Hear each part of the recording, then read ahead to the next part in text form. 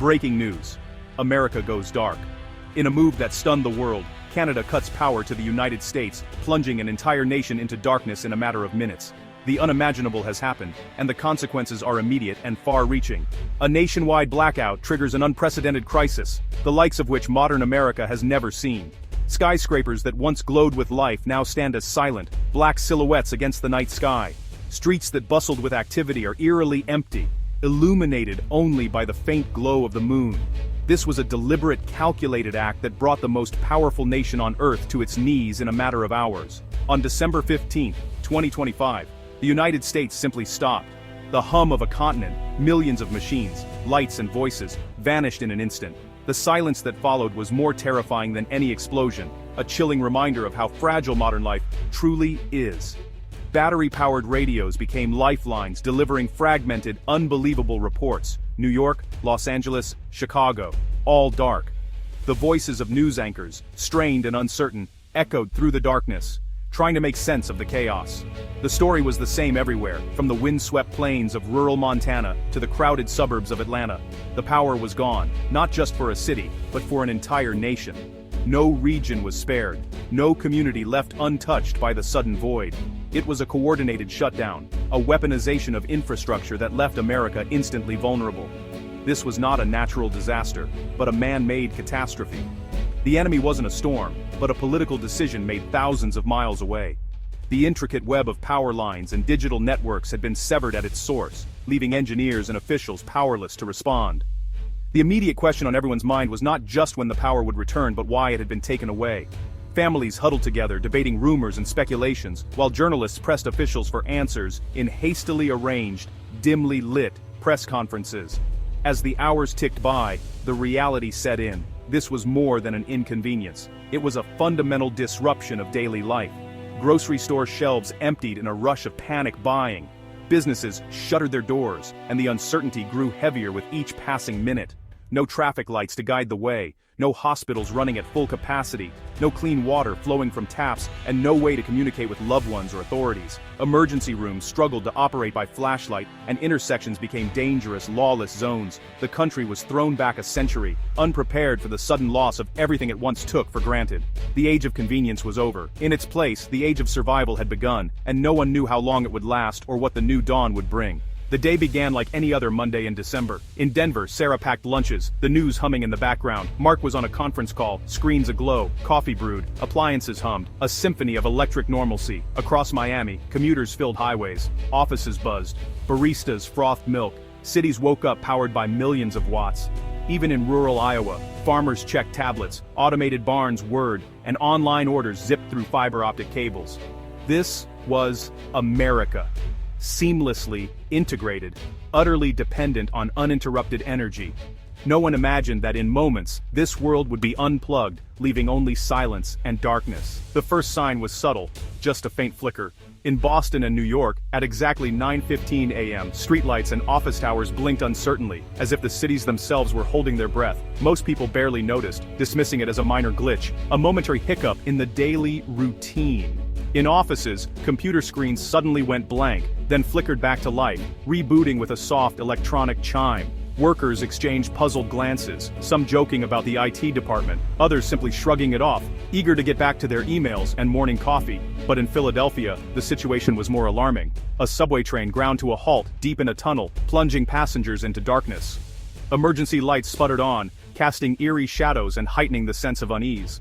These were the first tremors of a seismic event, subtle ripples before the coming storm.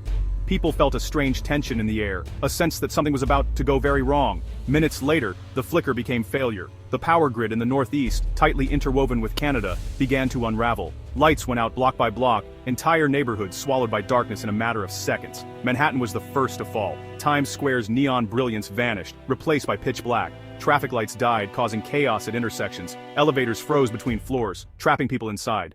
On Wall Street, trading screens went black, halting the pulse of the financial world. The blackout rolled relentlessly west and south, overwhelming every backup system, every generator. City after city lost power. The darkness spreading like a living thing, unstoppable and absolute. By 9:45, the Midwest was hit. Chicago's O'Hare Airport plunged into darkness, leaving thousands of passengers stranded. Planes sat motionless on the tarmac, while air traffic controllers stared helplessly at dead monitors, unable to guide flights. In homes across the country, televisions and radios went silent mid-broadcast. Families sat together in the growing gloom, staring at blank screens, waiting for answers that would not come. The darkness crept onward. Detroit, St. Louis, New Orleans. One by one, their skylines faded to black. Streets emptied, and the familiar glow of city life vanished. By 10:30, the West Coast succumbed. Silicon Valley's tech campuses, usually alive with innovation, went dark. Hollywood's neon lights and studios were silenced, the entertainment capital of the world now powerless. The blackout was now total. From Maine to California, from the Great Lakes to the Gulf, the United States was plunged into an unprecedented silence. Even from space, the country was a void. No lights, no movement, just darkness. The familiar hum of a nation traffic conversation industry was replaced by silence, confusion, and fear. In the distance, only the wail of emergency sirens broke the stillness, echoing through empty streets. Across the country, Americans lit candles and huddled together, united not by strength or hope, but by a shared, terrifying darkness. For the first time in living memory, America was truly unplugged, left to face the unknown, together, in the dark. The silence was the first thing people noticed. Then came isolation. Millions reached for their phones. No service. Cell towers and backup batteries were dead. The internet evaporated. No emails, no news, no GPS. The digital world ceased to exist. Panic set in.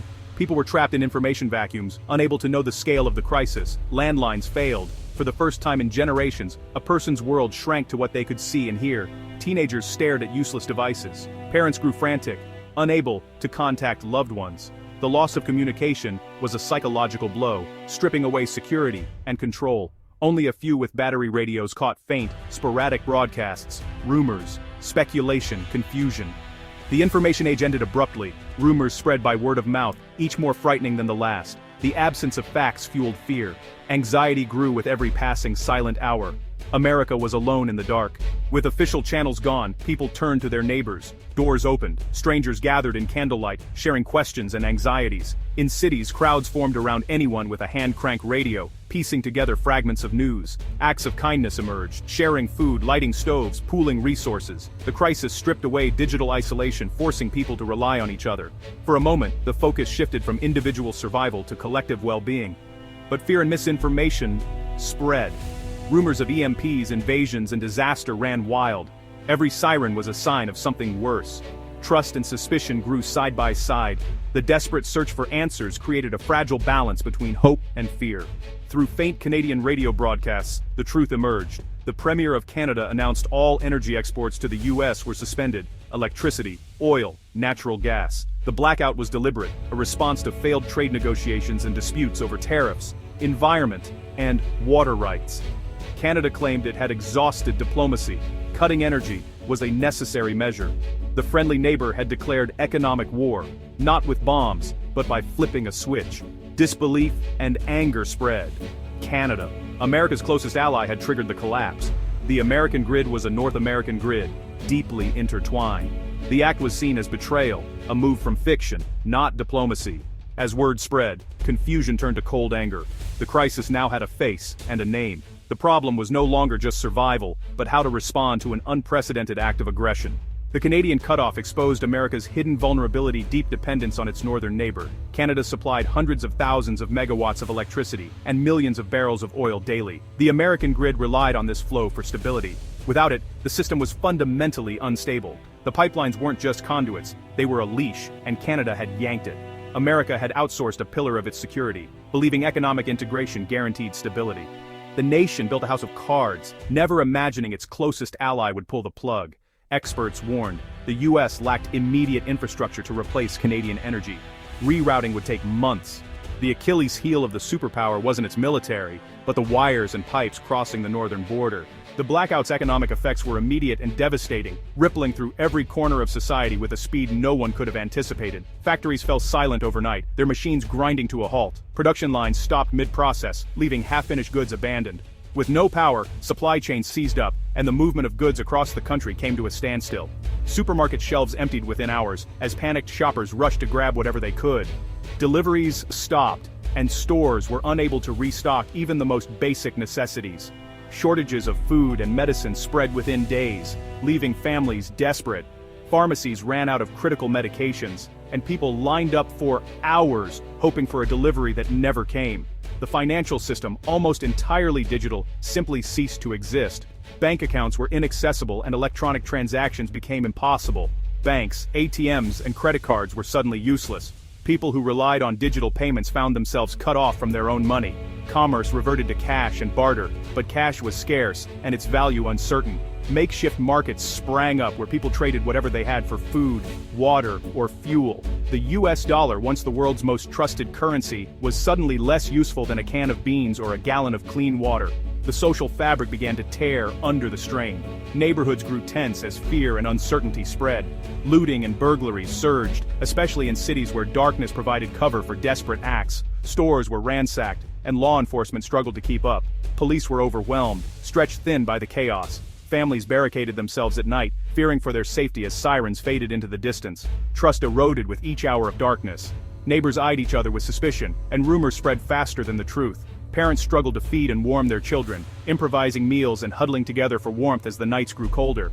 The elderly and sick were especially vulnerable, cut off from the care and support they needed most. Hospitals, running on backup generators, could only do so much. The crisis was personal, a struggle for survival in millions of homes, where every meal and every moment of warmth became precious.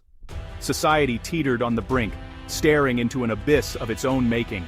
Streets once bustling with life were now deserted, echoing with uncertainty.